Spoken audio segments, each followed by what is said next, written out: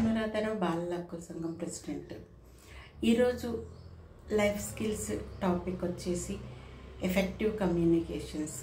మనం రోజు ఒక టాపిక్లో ఏంటి అది విద్యార్థులకు ఏ విధంగా ఉపయోగపడుతుందో తెలుసుకుంటున్నాం కదా.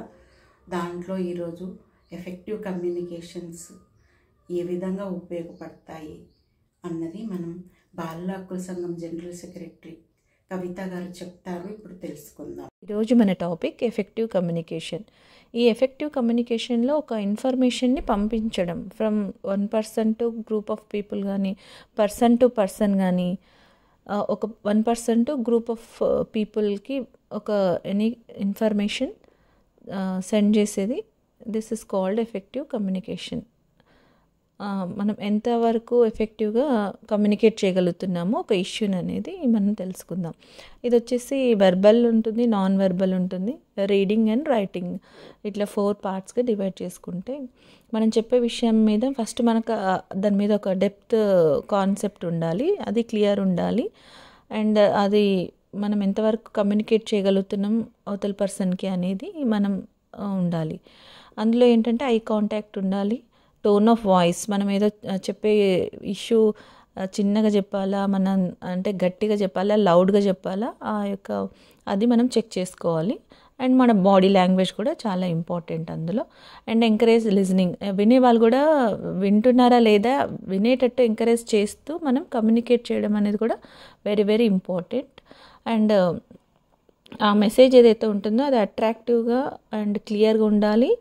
అండ్ దాంట్లో మనకు కూడా డెప్త్ సబ్జెక్ట్ కలిగి ఉండాలి. ఇదంతా కూడా వెర్బల్గా చెప్పొచ్చు. అండ్ నాన్ వెర్బల్కి వచ్చేసరికి ఈ కమ్యూనికేషన్ ఫేస్ ఎక్స్ప్రెషన్స్ బట్టి, ఐ మూమెంట్ని బట్టి, అండ్ బాడీ లాంగ్వేజ్, మన గెస్చర్, పోస్చర్, ఇవన్నీ కూడా నాన్ వెర్బల్ కమ్యూనికేషన్ కిందకి వస్తాయి.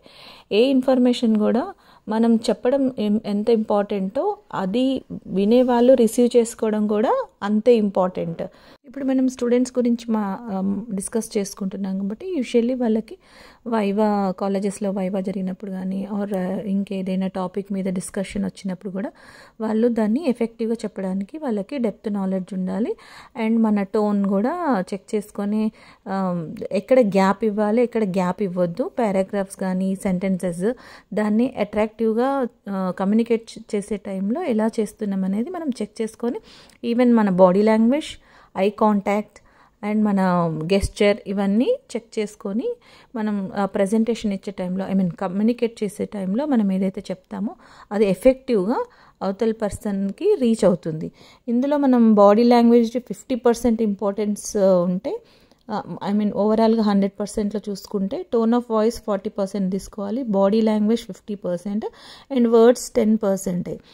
ఇప్పుడు కూడా మనం చెప్పేది, ఇప్పుడు మదర్ కూడా పిల్లలకు చెప్పే టైంలో మనం ఏ ఇష్యూని ఎలా చెప్పాలి అనేది ఒక మదర్కి తెలిసి ఉండాలి డెఫినెట్గా. అంటే కమ్యూనికేట్ చేయడం, ఒక చైల్డ్కి కమ్యూనికేట్ చేసే టైంలో ఒక టీచర్ కానీ ఒక మదర్ కానీ ఏదైనా కమ్యూనికేట్ చేసే టైంలో వాళ్ళు ఏం కమ్యూనికేట్ చేయాలనుకుంటున్నారు, ఎలా కమ్యూనికేట్ చేస్తున్నారు, వాళ్ళకి రీచ్ అయిందా లేదా కూడా మనం చెక్ చేసుకుని కమ్యూనికేట్ చేస్తే అది మోర్ ఎఫెక్టివ్గా కమ్యూనికేట్ అవుతుంది. అది నేను చెప్పాలనుకుంది. థ్యాంక్ యూ కవిత గారు, చాలా బాగా ఎక్స్ప్లెయిన్ చేశారు.